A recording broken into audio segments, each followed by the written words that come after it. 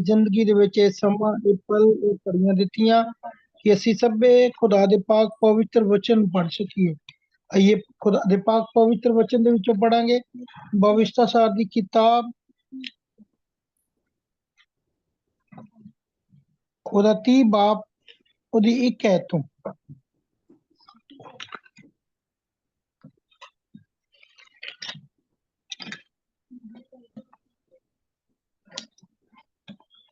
ਇਹ ਚੰਨਾ ਛੱਡੋ ਬੇਟਾ।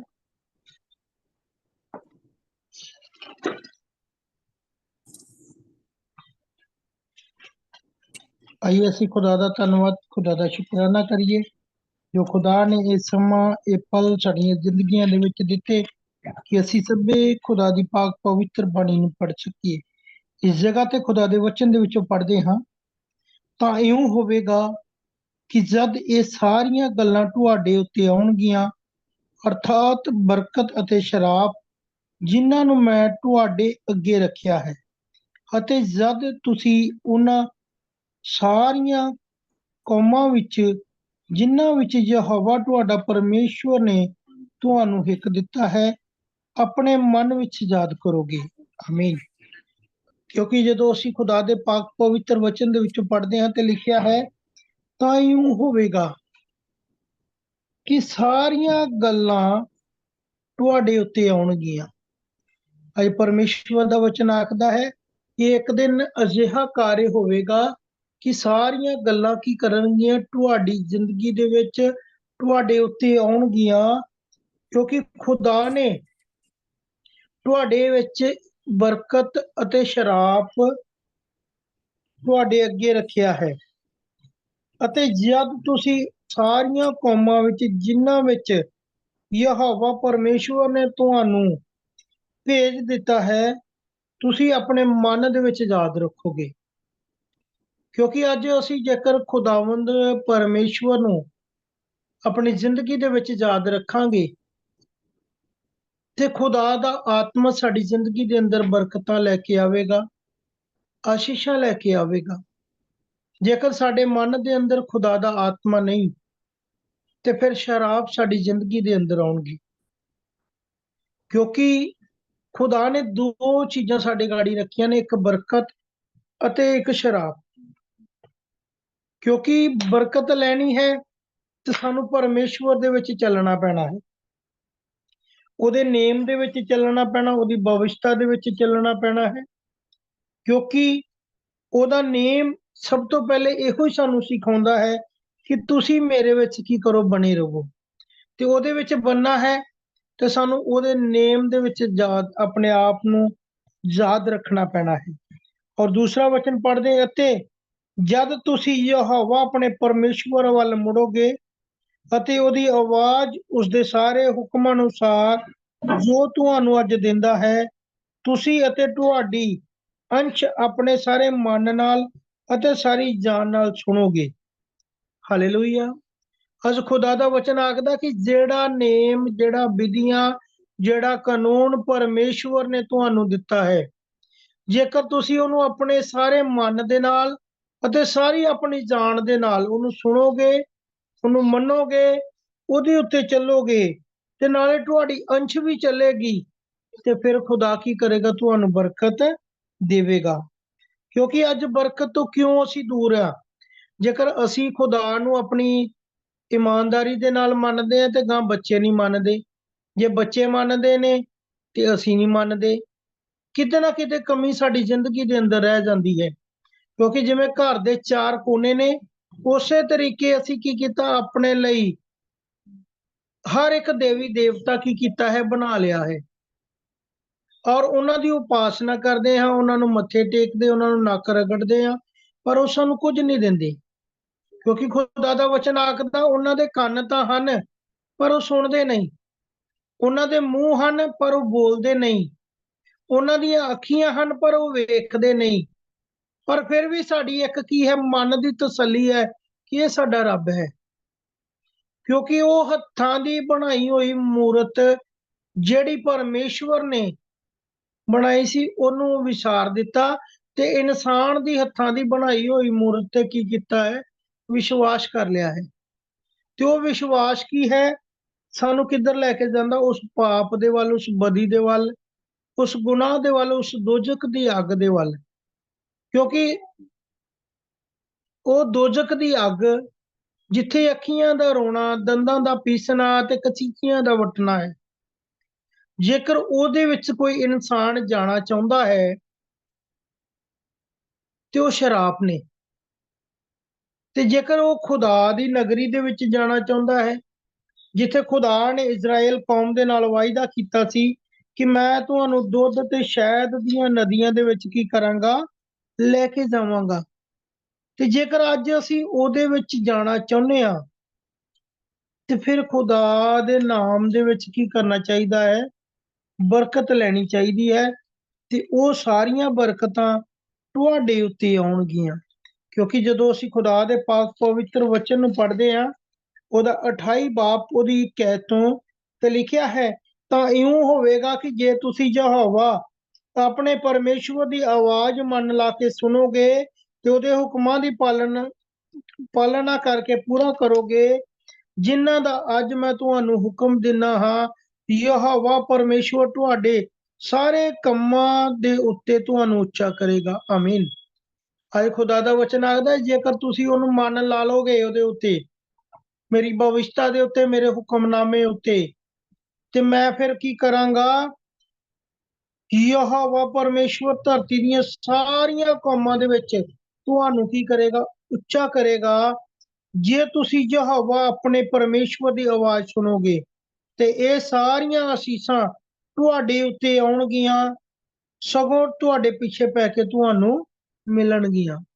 ਖੁਦਾ ਆਖਦਾ ਹੈ ਕਿ ਜੇਕਰ ਤੁਸੀਂ ਅੱਜ ਮੇਰੀ ਆਵਾਜ਼ ਨੂੰ ਸੁਣ ਲਵੋਗੇ, ਮੰਨ ਲਵੋਗੇ, ਤੇ ਇਹ ਸਾਰੀਆਂ ਅਸੀਸਾਂ, ਇਹ ਸਾਰੀਆਂ ਬਰਕਤਾਂ ਤੁਹਾਡੇ ਉੱਤੇ ਆਉਣਗੀਆਂ, ਤੇ ਸਗੋਂ ਤੁਹਾਨੂੰ ਪਿੱਛੇ ਪੈ ਕੇ ਮਿਲਣਗੀਆਂ। ਤੁਸੀਂ ਕਹੋਗੇ, ਖੁਦਾਵੰਦ ਬਸ ਕਰ, ਮੈਂ ਬਹੁਤ ਕੁਝ ਮਿਲ ਚੁੱਕਿਆ ਹੈ। ਪਰ ਖੁਦਾ ਕੀ ਕਹੇਗਾ? ਕਿ ਮੈਂ ਤੁਹਾਨੂੰ ਅਜੇ ਹੋਰ ਦੇਣਾ ਹੈ। ਖੁਦਾ ਹਮੇਸ਼ਾ ਦੇਣ ਦੇ ਲਈ ਤਿਆਰ ਬਰ ਤਿਆਰ ਹੈ, ਪਰ ਇਨਸਾਨ ਆਪਣੇ ਕੰਮਾਂ ਕਰਕੇ ਪਰਮੇਸ਼ਵਰ ਦੀਆਂ ਨਜ਼ਰਾਂ ਤੋਂ ਦੂਰ ਹੋ ਜਾਂਦਾ ਹੈ। ਕਿਉਂਕਿ ਖੁਦਾ ਨੇ ਇਨਸਾਨ ਨੂੰ ਚੁਣਿਆ ਕਿ ਉਹ ਕੀ ਕਰੇ? ਮੇਰੀ ਹਮਦ ਕਰੇ, ਮੇਰੀ ਵਡਿਆਈ ਕਰੇ, ਮੇਰੀ ਪ੍ਰਸ਼ੰਸਾ ਕਰੇ। ਪਰ ਇਨਸਾਨ ਆਪਣੇ ਕੰਮਾਂ ਦੇ ਵਿੱਚ ਲੱਗਾ ਹੋਇਆ ਹੈ, ਆਪਣੇ ਵਣਜ ਵਪਾਰ ਦੇ ਵਿੱਚ ਲੱਗਾ ਹੋਇਆ ਹੈ, ਆਪਣੇ ਘਰ ਦੀਆਂ ਗੱਲਾਂ ਦੇ ਵਿੱਚ ਲੱਗਾ ਹੋਇਆ ਹੈ। ਪਰ ਅੱਜ ਖੁਦਾ ਬਦਲਣਾ ਚਾਹੁੰਦਾ ਹੈ। ਉਹ ਅੱਜ ਤੁਹਾਨੂੰ, ਤੁਹਾਡੇ ਸ਼ਰਾਫਾਂ ਨੂੰ ਤੁਹਾਡੀਆਂ ਬਰਕਤਾਂ ਦੇ ਵਿੱਚ ਬਦਲਣਾ ਚਾਹੁੰਦਾ ਹੈ। ਫਿਰ ਲਿਖਿਆ, ਮੁਬਾਰਕ ਹੋਵੋਗੇ ਤੁਸੀਂ ਸ਼ਹਿਰ ਦੇ ਵਿੱਚ, ਮੁਬਾਰਕ ਹੋਵੋਗੇ ਤੁਸੀਂ ਖੇਤ ਦੇ ਵਿੱਚ, ਮੁਬਾਰਕ ਹੋਵੇਗਾ ਤੁਹਾਡੇ ਸਰੀਰ ਦਾ ਫਲ, ਮੁਬਾਰਕ ਹੋਵੇਗਾ ਤੁਹਾਡੇ ਜ਼ਮੀਨ ਦਾ ਫਲ, ਮੁਬਾਰਕ ਹੋਣਗੇ ਤੁਹਾਡੇ ਚੌਣੇ ਦਾ ਵਾਧਾ ਅਤੇ ਤੁਹਾਡੇ ਇੱਜੜ ਦੇ ਬੱਚੇ। ਮੁਬਾਰਕ ਹੋਵੇਗੀ ਤੁਹਾਡੀ ਖਾਰੀ, ਤੇ ਮੁਬਾਰਕ ਹੋਵੇਗਾ ਤੁਹਾਡਾ ਪਰਾਤੜਾ। ਮੁਬਾਰਕ ਹੋਵੋਗੇ ਤੁਸੀਂ ਆਪਣੇ ਅੰਦਰ ਆਉਣ ਵਿੱਚ, ਮੁਬਾਰਕ ਹੋਵੋਗੇ ਤੁਸੀਂ ਆਪਣੇ ਘਰੋਂ ਬਾਹਰ ਜਾਣ ਵਿੱਚ।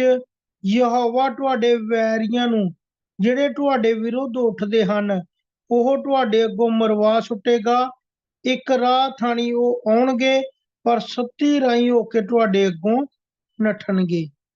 ਖੁਦਾ ਇੰਨੀਆਂ ਬਰਕਤਾਂ ਤੁਹਾਨੂੰ ਦੇਵੇਗਾ। ਲਿਖਿਆ, ਤੁਸੀਂ ਜਿਸ ਕੰਮ ਦੇ ਲਈ ਹੱਥ ਵਧਾਓਗੇ, ਖੁਦਾ ਉਹਦੇ ਵਿੱਚ ਤੁਹਾਨੂੰ ਵਾਧਾ ਦੇਗਾ। ਮੁਬਾਰਕ ਹੋਵੋਗੇ ਤੁਸੀਂ ਖੇਤ ਵਿੱਚ, ਮੁਬਾਰਕ ਹੋਵੋਗੇ ਤੁਸੀਂ ਆਪਣੇ ਕੰਮਕਾਰ ਦੇ ਵਿੱਚ, ਮੁਬਾਰਕ ਹੋਵੋਗੇ ਤੁਸੀਂ ਆਪਣੇ ਸਰੀਰ ਦੇ ਫਲ ਦੇ ਵਿੱਚ, ਮੁਬਾਰਕ ਹੋਵੇਗੀ ਤੁਹਾਡੀ ਜ਼ਮੀਨ ਦਾ ਫਲ, ਤੁਹਾਡੇ ਡੰਗਰ ਦਾ ਫਲ, ਤੁਹਾਡੇ ਚੌਣੇ ਦਾ ਵਾਧਾ, ਤੇ ਤੁਹਾਡੇ ਇੱਜੜ ਦੇ ਬੱਚੇ। ਤੁਹਾਡੀ ਖਾਰੀ ਜਿਹਦੇ ਵਿੱਚ ਤੁਸੀਂ ਆਟਾ ਗੁੰਨਦੇ ਹੋ, ਮੁਬਾਰਕ ਹੋਵੇਗੀ ਤੁਹਾਡੀ ਖਾਰੀ। ਤੁਹਾਡਾ ਪਰਾਤੜਾ, ਖੁਦਾ ਇੰਨੀਆਂ ਬਰਕਤਾਂ, ਇੰਨੀਆਂ ਆਸ਼ੀਸ਼ਾਂ ਤੁਹਾਡੀ ਜ਼ਿੰਦਗੀ ਦੇ ਵਿੱਚ ਤੁਹਾਨੂੰ ਦੇ ਦੇਵੇਗਾ। ਅੱਜ ਅਸੀਂ ਖੁਦਾ ਦੀਆਂ ਉਹਨਾਂ ਬਰਕਤਾਂ ਨੂੰ ਆਪਣੀ ਜ਼ਿੰਦਗੀ ਦੇ ਵਿੱਚ ਲੈ ਕੇ ਆਉਣਾ ਹੈ, ਔਰ ਖੁਦਾ ਅੱਜ ਸਾਨੂੰ ਬਰਕਤ ਦੇਵੇਗਾ। ਕਿਉਂਕਿ ਯਹੋਵਾ ਪਰਮੇਸ਼ਵਰ ਆਖਦਾ, ਯਹੋਵਾ ਤੁਹਾਡੇ ਲਈ ਅਸੀਸ ਦੀ ਆਗਿਆ ਤੁਹਾਡੇ ਮੋਦੀ ਖਾਨਿਆਂ ਵਿੱਚ ਅਤੇ ਤੁਹਾਡੇ ਹੱਥਾਂ ਦੇ ਕੰਮਾਂ ਵਿੱਚ ਦੇਵੇਗਾ, ਅਤੇ ਉਹ ਤੁਹਾਨੂੰ ਉਸ ਦੇਸ਼ ਵਿੱਚ ਅਸੀਸ ਦੇਵੇਗਾ ਜਿਹੜਾ ਯਹੋਵਾ ਤੁਹਾਡਾ ਪਰਮੇਸ਼ਵਰ ਤੁਹਾਨੂੰ ਦਿੰਦਾ ਹੈ। ਆਮੀਨ। ਅੱਜ ਖੁਦਾ ਕੀ ਕਰ ਰਿਹਾ? ਅਸੀਸ ਦੇਣ ਦੇ ਲਈ ਤੁਹਾਡਾ ਇੰਤਜ਼ਾਰ ਕਰ ਰਿਹਾ ਕਿ ਤੁਸੀਂ ਕਦ ਆਓ ਤੇ ਮੇਰੇ ਨਾਲ ਗੱਲਬਾਤ ਕਰੋ ਤੇ ਮੈਂ ਤੁਹਾਨੂੰ ਬਰਕਤ ਦੇਵਾਂ। ਅੱਜ ਖੁਦਾ ਦੀ ਬਰਕਤ ਲੈਣ ਦੇ ਲਈ, ਖੁਦਾ ਦੀ ਆਸ਼ੀਸ਼ ਲੈਣ ਦੇ ਲਈ ਅੱਜ ਖੁਦਾ ਦੇ ਕੋਲ ਆ ਜਾਈਏ, ਖੁਦਾ ਦੇ ਹੁਕਮਾਂ ਦੀ ਪਾਲਣਾ ਕਰੀਏ, ਉਹਦੀ ਭਵਿਸ਼ਤਾ ਦੇ ਉੱਤੇ ਚੱਲੀਏ ਤੇ ਖੁਦਾ ਅੱਜ ਸਾਨੂੰ ਬਰਕਤ ਦੇਵੇਗਾ। ਕਿਉਂਕਿ ਜਦੋਂ ਅਸੀਂ ਭਵਿਸ਼ਤਾ ਸਾਰ ਉਹਦਾ 26 ਬਾਬ ਉਹਦੀ 17 ਪੜਦੇ ਤੇ ਲਿਖਿਆ, ਅੱਜ ਤੁਸਾਂ ਯਹੋਵਾ ਨੂੰ ਆਪਣੇ ਪਰਮੇਸ਼ਵਰ ਕਰਕੇ ਮੰਨਿਆ ਹੈ ਕਿ ਉਸ ਦੇ ਸਾਰੇ ਮਾਰਗਾਂ ਉੱਤੇ ਚੱਲੋਗੇ ਅਤੇ ਉਸ ਦੀਆਂ ਸਾਰੀਆਂ ਵਿਧੀਆਂ, ਉਹਦੇ ਹੁਕਮਾਂ ਦੀ ਪਾਲਣਾ ਕਰੋਗੇ, ਉਸ ਦੀ ਆਵਾਜ਼ ਨੂੰ ਸੁਣੋਗੇ। ਆਮੀਨ।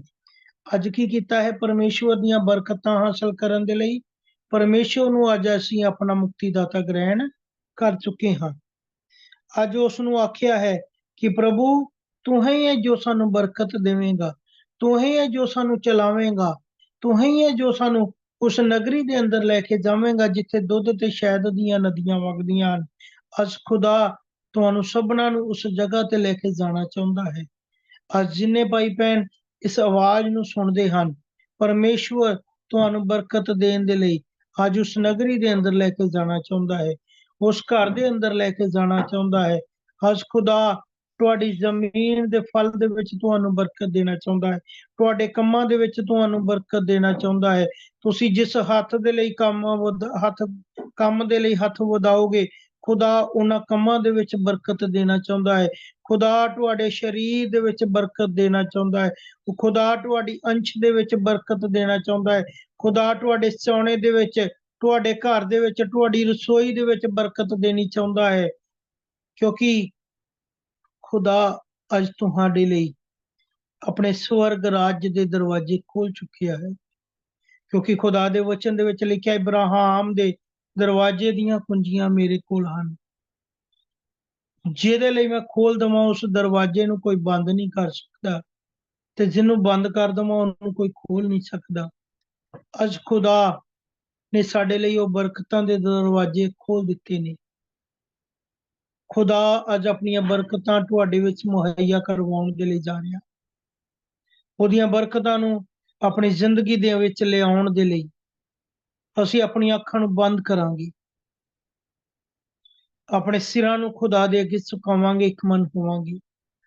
ਓ ਰੀ ਮਾਮਾ ਮਤਾਲਾ ਰਾ ਬਾਬਾ ਬਾਬਾ ਸਿਗਾਰਾ ਬਾਬਾ ਧੰਨਵਾਦ ਜਿਸ ਖੁਦਾਵੰਦ ਯਹੋਵਾ ਪਰਮੇਸ਼ਵਰ ਪ੍ਰਭੂ ਜੀ ਸੱਚਮੁੱਚ ਤੁਸੀਂ ਆਪਣੇ ਸਵਰਗ ਰਾਜ ਦੇ ਵਿੱਚੋਂ ਪ੍ਰਭੂ ਜੀ ਅੱਜ ਸਾਡੇ ਲਈ ਉਹ ਬਰਕਤਾਂ ਮੁਹੱਈਆ ਕਰਵਾਉਣ ਦੇ ਲਈ ਜਾ ਰਹੇ ਹੋ ਪ੍ਰਭੂ ਜੀ, ਉਹ ਆਸ਼ੀਸ਼ਾਂ ਮੁਹੱਈਆ ਕਰਵਾਉਣ ਦੇ ਲਈ ਜਾ ਰਹੇ ਹੋ। ਉਹ ਪ੍ਰਭੂ ਰਸਤੇ ਸਾਡੇ ਲਈ ਖੋਲਣ ਦੇ ਲਈ ਜਾ ਰਹੇ ਹੋ ਪ੍ਰਭੂ ਜੀ, ਜੋ ਰਸਤੇ ਬੰਦ ਨੇ ਪ੍ਰਭੂ ਜੀ, ਜਿਨ੍ਹਾਂ ਦੇ ਬਾਰੇ ਅਸੀਂ ਸੋਚ ਨਹੀਂ ਸੀ ਸਕਦੇ ਪ੍ਰਭੂ ਜੀ, ਜਿਨ੍ਹਾਂ ਦੇ ਬਾਰੇ ਅਸੀਂ ਪ੍ਰਭੂ ਕਦੇ ਧਿਆਨ ਦੇ ਵਿੱਚ ਨਹੀਂ ਸੀ ਲਿਆ ਸਕਦੇ ਪ੍ਰਭੂ, ਇਹ ਕੰਮ ਸਾਡੇ ਲਈ ਹਨ ਪ੍ਰਭੂ ਜੀ। ਤੁਸੀਂ ਸਾਡੇ ਲਈ ਉਹ ਕੰਮਾਂ ਦੇ ਦਰਵਾਜ਼ਿਆਂ ਨੂੰ ਖੋਲ ਦਿੱਤਾ ਹੈ ਪ੍ਰਭੂ ਤੂੰ ਆਪਣੇ ਬੰਦਿਆਂ ਨੂੰ ਬਰਕਤ ਦੇਣ ਜਾ ਰਿਹਾ ਪ੍ਰਭੂ, ਤੂੰ ਆਪਣੇ ਬੱਚਿਆਂ ਨੂੰ ਬਰਕਤ ਦੇਣ ਦੇ ਲਈ ਜਾ ਰਿਹਾ ਪ੍ਰਭੂ ਤੂੰ ਸਾਡੇ ਵੱਲ ਆਪਣਾ ਕੰਨ ਝੁਕਾਇਆ ਹੈ ਪ੍ਰਭੂ, ਤੂੰ ਸਾਡੇ ਵੱਲ ਆਪਣਾ ਦਿਲ ਝੁਕਾਇਆ ਹੈ ਪ੍ਰਭੂ। ਅੱਜ ਪ੍ਰਭੂ ਤੁਸੀਂ ਸਾਨੂੰ ਜਾਣ ਲਿਆ ਹੈ ਪ੍ਰਭੂ, ਤੁਸੀਂ ਸਾਨੂੰ ਜਾਣ ਲਿਆ ਹੈ ਕਿ ਅਸੀਂ ਤੁਹਾਡੇ ਬੱਚੇ ਹਾਂ ਪ੍ਰਭੂ। ਅਸੀਂ ਪ੍ਰਭੂ ਜੀ ਕਿਸੇ ਦੇਵੀ ਦੇਵਤੇ ਦੇ ਅੱਗੇ ਨਹੀਂ ਸਿਰ ਝੁਕਾਉਂਦੇ ਪ੍ਰਭੂ ਜੀ, ਅਸੀਂ ਪ੍ਰਭੂ ਤੈਨੂੰ ਆਪਣਾ ਮੁਕਤੀਦਾਤਾ ਗ੍ਰਹਿਣ ਕਰਕੇ ਮੰਨਿਆ ਹੈ, ਸਵੀਕਾਰ ਕੀਤਾ ਹੈ ਪ੍ਰਭੂ। ਤੁਸੀਂ ਸਾਡੇ ਉੱਤੇ ਦਇਆ ਕਰਨੀ ਹੈ ਪ੍ਰਭੂ, ਸਾਡੇ ਉੱਤੇ ਆਸ਼ੀਸ਼ ਕਰਨੀ ਹੈ, ਸਾਡੇ ਉੱਤੇ ਫਜ਼ਲ ਕਰਨਾ ਹੈ ਪ੍ਰਭੂ। ਅਸੀਂ ਸਦਾ ਹੀ ਪ੍ਰਭੂ ਇਹਨਾਂ ਵਚਨਾਂ ਦੇ ਵਿੱਚ ਆਪਣੀ ਜ਼ਿੰਦਗੀ ਨੂੰ ਚਲਾ ਸਕੀਏ ਪ੍ਰਭੂ। ਇਹ ਵਚਨ ਪ੍ਰਭੂ ਅਨਮੋਲ ਮੋਤੀ ਹਨ ਪ੍ਰਭੂ ਜੀ, ਜੋ ਪ੍ਰਭੂ ਤੁਸੀਂ ਸਾਨੂੰ ਬਖਸ਼ ਦਿੱਤੇ ਪ੍ਰਭੂ ਜੀ। ਇਹਨਾਂ ਨੂੰ ਪ੍ਰਭੂ ਅਸੀਂ ਇੱਕ ਇੱਕ ਕਰਕੇ ਪ੍ਰਭੂ ਗੁਣ ਕੇ ਪ੍ਰਭੂ ਜੀ ਆਪਣੇ ਗਲਿਆਂ ਦੇ ਵਿੱਚ, ਆਪਣੇ ਹੱਥਾਂ ਦੇ ਵਿੱਚ ਪਾ ਲਈਏ, ਤਾਂ ਜੋ ਪ੍ਰਭੂ ਜੀ ਇਹ ਵਚਨ ਸਦਾ ਸਾਡੀ ਜ਼ਿੰਦਗੀ ਦੇ ਅਗਵਾਈ ਕਰਨ ਪ੍ਰਭੂ ਜੀ। ਪ੍ਰਭੂ ਅੱਜ ਵੱਡੀਆਂ ਬਰਕਤਾਂ ਦੇ, ਵੱਡੀਆਂ ਆਸ਼ੀਸ਼ਾਂ ਦੇ ਪ੍ਰਭੂ ਜੀ। ਪ੍ਰਭੂ ਯਹੋਵਾ ਪਰਮੇਸ਼ਵਰ ਤੇਰੇ ਘਰ ਦੇ ਵਿੱਚ ਕਿਸੇ ਚੀਜ਼ ਦੀ ਘਾਟ ਨਹੀਂ ਪ੍ਰਭੂ ਜੀ, ਜੋ ਇਨਸਾਨ ਮੰਗੇ ਤੇ ਨਾ ਮਿਲੇ ਪ੍ਰਭੂ। ਅੱਜ ਆਪਣੇ ਘਰ ਦੇ ਵਿੱਚੋਂ ਭਰੇ ਹੋਏ ਖਜ਼ਾਨੇ ਦੇ ਵਿੱਚੋਂ ਬਹੁਤੇ ਵਿੱਚੋਂ ਬਹੁਤਾ ਤੇ ਥੋੜੇ ਵਿੱਚੋਂ ਥੋੜਾ ਦੇ ਕੇ ਭਰਪੂਰ ਕਰੋ ਪ੍ਰਭੂ। ਬਰਕਤ ਦੋ, ਮਸੀਹ ਯਿਸੂ ਦੇ ਨਾਮ ਚੋਂ ਕੇ ਮੰਗਦੇ, ਆਮੀਨ। खुदा दे वचन पढ़े और सुने जाने दे उत्ते बरकत होवे। आमीन। आमेन।